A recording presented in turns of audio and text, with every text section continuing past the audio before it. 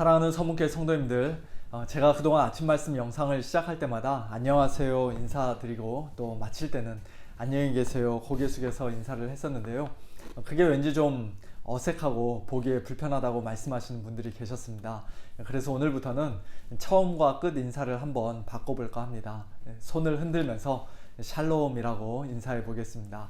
샬롬. 샬롬은 히브리어로 평안, 평강 그런 뜻이죠. 안녕하세요, 안녕히 계세요. 그와 같은 인사말로도 쓰이는 말입니다. 하나님의 평안과 평강이, 샬롬이 오늘 이 아침 말씀 영상을 보고 계시는 우리 모든 성도님들의 가정과 삶 속에 날마다 풍성하게 넘치기를 기원합니다. 오늘 아침에 함께 묵상하실 하나님의 말씀은 요한복음 10장 22절부터 42절까지인데요. 그중 22절부터 31절까지의 말씀을 제가 봉독해 드리겠습니다. 예루살렘의 수전절이 이르니 때는 겨울이라 예수께서 성전 안 솔로몬 행각에서 거니시니 유대인들이 애워싸고 이르되 당신이 언제까지나 우리의 마음을 의혹하게 하려 하나이까 그리스도이면 밝히 말씀하소서 하니 예수께서 대답하시되 내가 너희에게 말하였으되 믿지 아니하는도다. 내가 내 아버지의 이름으로 행하는 일들이 나를 증거하는 것이거늘 너희가 내 양이 아니므로 믿지 아니하는도다. 내 양은 내 음성을 들으며 나는 그들을 알며 그들은 나를 따르느니라. 내가 그들에게 영생을 주노니 영원히 멸망하지 아니할 것이요 또 그들을 내 손에서 빼앗을 자가 없느니라.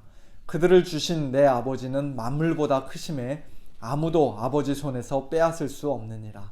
나와 아버지는 하나이니라 하신대 유대인들이 다시 돌을 들어 치려 하거늘. 아멘.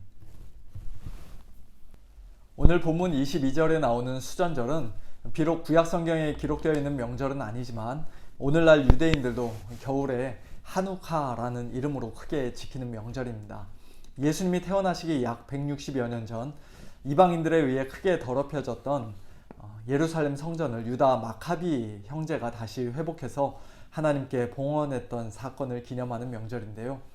당시 성전을 봉헌할 때 금초대에 겨우 하루 정도만 쓸 수 있는 기름을 넣었었는데 그 촛불이 8일 동안이나 계속 활활 타올랐다는 일종의 전설의 근거에서 오늘날에도 해마다 한우카 명절이 되면 유대인들이 집 안에 촛불을 켜놓고 8일 동안 절기를 지킨다고 합니다. 그러나 사실 참된 빛은 한우카의 촛불이 아니라 한우카의 빛이 아니라 예수님이시죠. 참된 빛으로 세상의 빛으로 생명의 빛으로 오신 예수님께서 이 어두운 세상에 꺼지지 않는 밝은 빛을 비추어 주셨습니다. 하지만 어둠이 깨닫지 못한다고 성경은 말씀합니다. 오늘 본문에서도 그와 같은 장면이 나옵니다.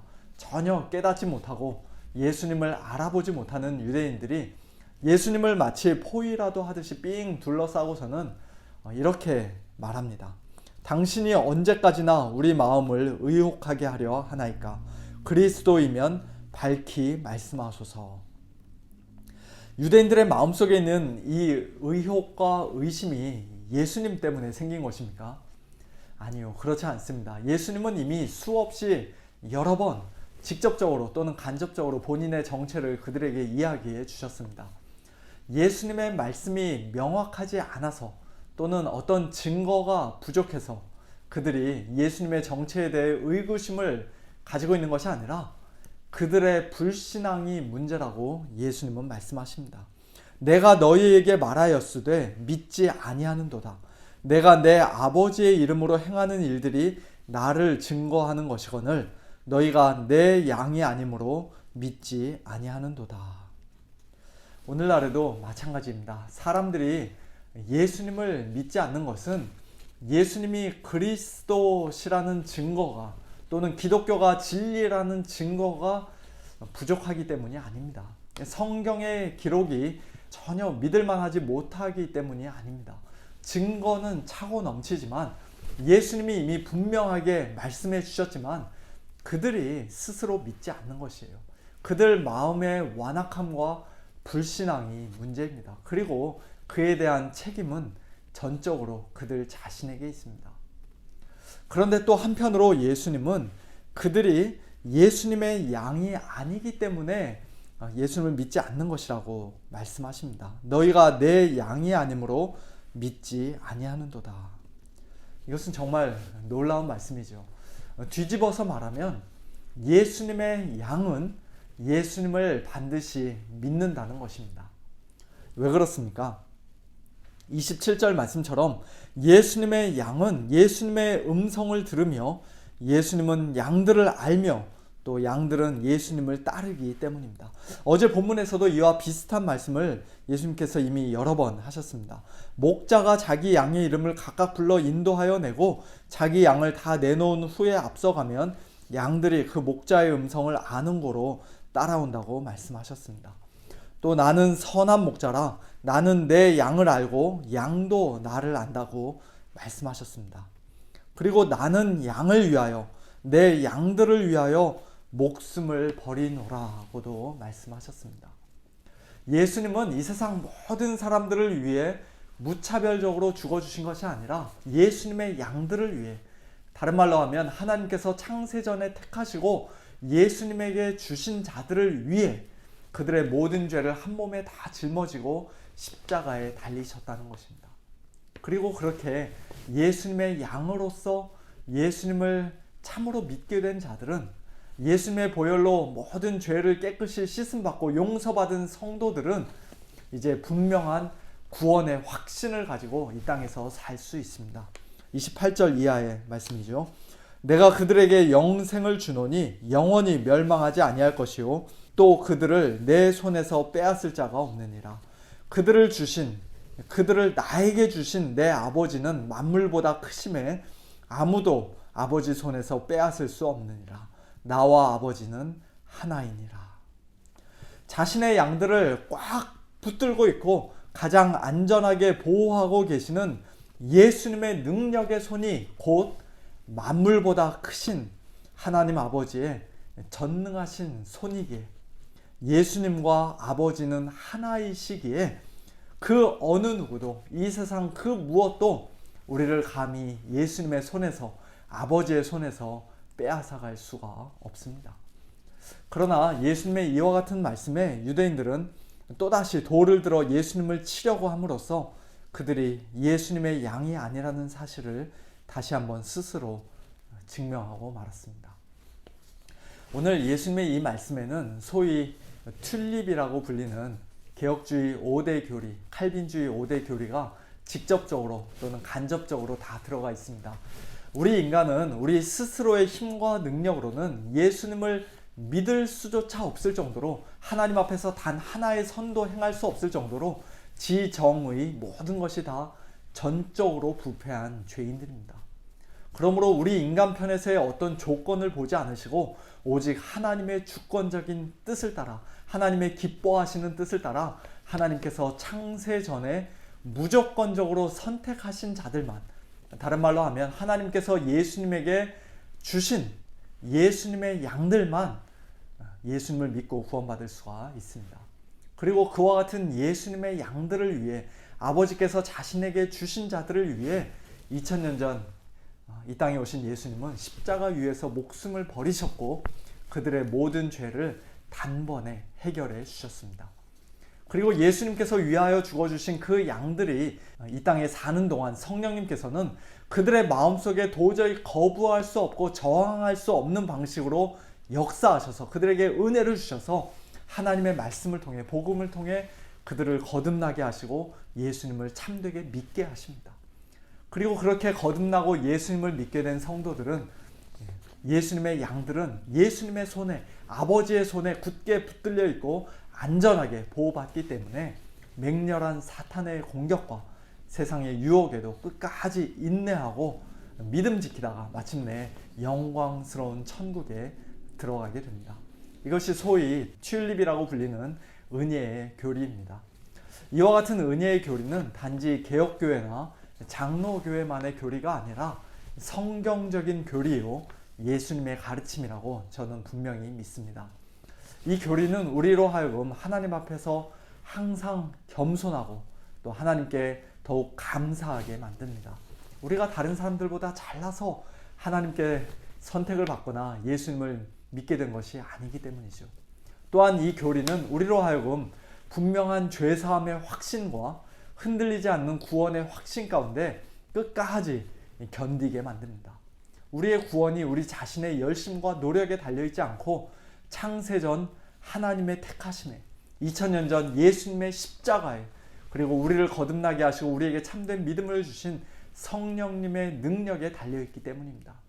오늘도 우리를 붙들고 계시고 우리를 결단코 빼앗기지 않으시는 예수님의 손에, 하나님의 손에 달려있기 때문입니다. 그리고 이 교리는 우리로 하여금 복음 전도에 더욱더 열심을 내도록 만듭니다. 왜냐하면 우리는 아직 예수님을 믿지 않는 사람들 중에 누가 예수님의 양이고 누가 양이 아닌지를 알지 못하기 때문입니다. 그것은 하나님께서 감추어 놓으셨어요. 예수님을 믿기 전에는 자신이 하나님께 택함 받은 자인지 예수님의 양인지 알 수 있는 사람이 없고 도무지 알 길이 없습니다.